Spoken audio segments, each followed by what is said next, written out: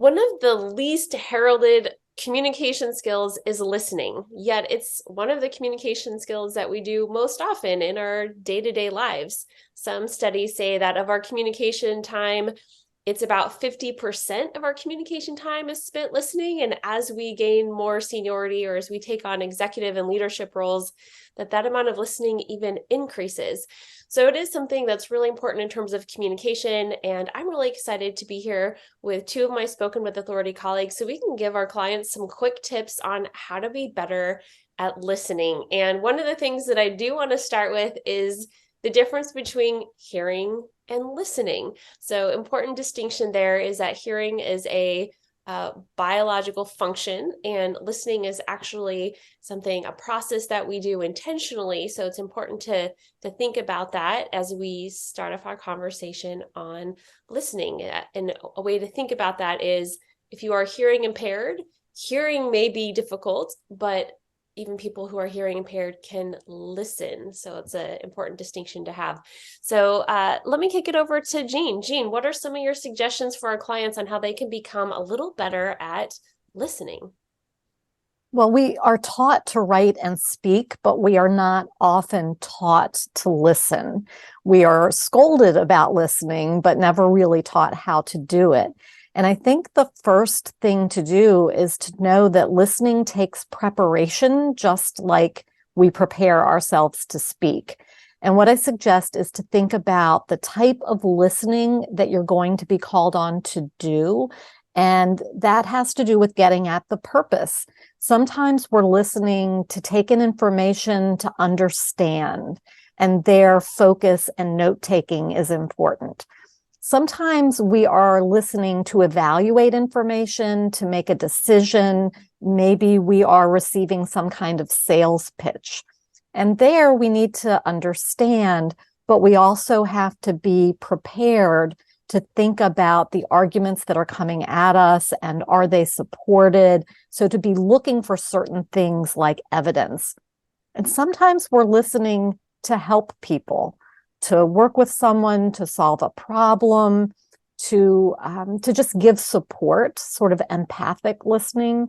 And in those cases, we want to focus on being truly present, making eye contact with the person, responding with nods or mm-hms, to not only show them we're listening, but to keep us focused and in the game, and resist the urge to give too much input, but really focus on listening and paraphrasing back and helping the person work through ideas for themselves. So I think it's really about getting in touch with what is the purpose and preparing yourself to listen to meet that purpose. Jean, I think that's really great advice. There are different types of listening, and it is one of the reasons why there can be conflict in relationships. I distinctly remember when years ago, my now husband, I came home from work and was complaining about a situation at the job I had at the time. And he went into problem solving mode to help, like, oh, well, maybe you should put your resume together. Maybe you should, look for a different job or have a conversation with your boss about da da da da. And I just wanted him to listen and say, oh, that was really hard. How did you feel when that happened? Right. I wanted him to just listen and be supportive. And he was thinking he was being really helpful by trying to help me solve the problem. So he was going in with a different mindset. So I really appreciate that. And it's really helpful advice for all of our clients to think about, is to be purposeful and to think about the different types of behaviors that you can exhibit in those different situations to show that you're being a good listener. Because listening generally is an internal process, right? I'm sure that there are many of us who have given a presentation at work or done a lecture in an educational setting, and there's someone in the back of the room with their eyes closed and that they appear to be sleeping. But then at the end of the session, or in a Q&A or whatever, they have a really insightful thought or they answer a question really well. And it goes to show that there are internal processes with listening and there are external behaviors. So knowing the kind of behaviors to exhibit in different types of listening situations is a really important thing to have awareness of. So thank you, Jean. Lynn, what about you? What are your suggestions on listening? I go back to my journalistic training. I endorse everything that Jean just said about preparation. I also would say at the beginning is that good listening takes patience. And it may not be that you're able to convey to the other person that you are, quote unquote, a good listener because they have their own agenda in terms of why they are speaking to you.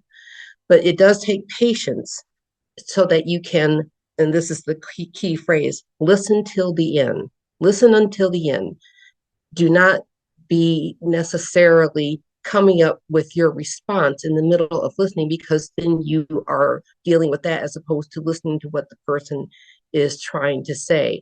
There may be underlying information in there that they perhaps hadn't intended to give, or that gives subtext and context to what they're saying. Listen to the end until before you respond to that, as that adds to how things are presented to you. I have a very dear friend who's an excellent journalist who has a rather severe stutter, and he has taught me so much about listening and the value of listening and what it does, waiting for someone who is stuttering to continue and share their thought. It really forces a better listener to listen until the end, until that person gets their statement out, and then you can respond. And sometimes the initial response can be a moment of silence to show that everybody's digesting it. Silence is powerful, but that is part of the whole listening process. Thank you, Lynn. So true. I think there's oftentimes that impulse, especially with certain people, if we're talking to kids or if we're talking to someone who we supervise, or if we're talking to someone who has a stutter, that we should jump in either to get the conversation moving faster or to help them out. Like if someone is a native English speaker, to help them with the right word. But really, it's really important to give people the time to think and to process and to have that patience. And I really appreciate you bringing that up, because it is a really important thing to do as an effective listener. The thing that I will add is that it's important to recognize that unconscious bias impacts listening. And it's important to really have awareness of that as someone who is taking in information. And I think it's particularly important when we're in a setting, and like Jean said, we're taking in information and we're making judgments about persuasive arguments, because we teach our clients, we do coaching, we do training about some of the areas where people may make judgments based on our clothing, our hairstyle, our background in our Zoom, our gender, the pitch of our voice, the rate of our voice, the inflection of our voice, the accent that we may have. And we all have an accent, right? We're all from somewhere. So the point is that those things really influence listeners, and we coach people about that. We make people aware of it. We have, all of us, probably anecdotal evidence to support that, but there's empirical evidence that support those relationships between those different types of speakers and different characteristics that they have, and how people are judging the information or the arguments that they're making. And that is something that we have to be aware of as listeners, and to do the best we can, like Jean said, is to ask ourselves, what basis am I making the judgment on the information or the arguments that have been presented? What evidence do I have for that? And also really working on taking notes. So really thinking about, what are the arguments? What is the evidence? What is information here? So you're really focusing in on the content and not getting wrapped up into making judgments based solely on other characteristics that we may be more aware of when we are looking at and listening to our speakers. So it is important to think about that. And I think that a really big part of what we do at Spoken with Authority is not only making our clients aware so they can make their own powerful choices that feel right and authentic and healthy for them, but also for our listeners to be aware that there's a lot of bias that goes in to the way that we judge information and arguments, and to make sure that we do our very best to have awareness of those so that we could be fair listeners and inclusive listeners. So something to think about as well. One other thing I wanted to add to that, building on that, is cultural differences. In one-on-one conversation in particular, certain cultural differences may mean that when someone is listening to you from their culture, they may not make eye contact with you, like the example that you gave with somebody sitting back with their eyes closed or looking away. They may be culturally more comfortable with not looking at the person speaking to them and thinking about it, processing, and then come back to you as they respond. Some people take that as disinterest or even disrespect, but part of the interchange between two people is to be aware of how people process information differently and not make a judgment, as you were saying, about biases just because their style is different from yours. Yeah, and I think the same could be said for people who are neurodivergent. So people who might have autism spectrum disorder, who might have anxiety, ADHD, other ways that their brains work differently, doesn't mean that they don't have really great information to convey or that they don't want to connect in relationship. It just may look and feel a little bit different.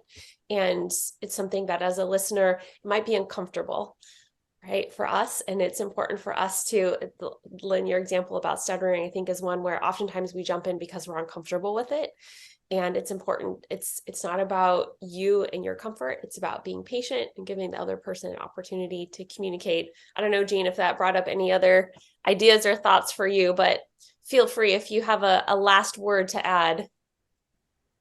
No, I do think it's about being aware of our own biases, maybe. And, I always told students used to always ask, did they have to dress up on presentation day? And we always talked about it's up to the audience to listen to people regardless of how they're dressed or what they look like or what color their hair is or any of those things. And you might lose some people because of your appearance and their reaction to your appearance. And you just have to make a judgment call for yourself of what's more important to you, to dress to their standards or to be your authentic self. And different people might make different decisions on that. And that's okay too. 100%. And I think that goes for body art in the workplace as well, where some people have piercings or tattoos or other adornment. And again, it's a very personal choice and for folks of how they decide to show up. But again, as listeners, it's important for us to ask ourselves, why am I making the judgments that I am as a listener, and to be really thoughtful about that. So I think and just be aware what you might miss out on because you're closing your mind to something for a superficial reason. 100%. Yeah, exactly. It's the whole point of inclusion, right? And we know that organizations that are inclusive, they function better, they solve problems better, that they're more effective. And so I think it's a really great discussion to have. And given that it is listening is such an important part of our day-to-day lives of communication, I'm really glad I got to talk to you, Lynn, and Eugene, about some of the tips and strategies our clients can use to get a little bit better at it. So thank you so much.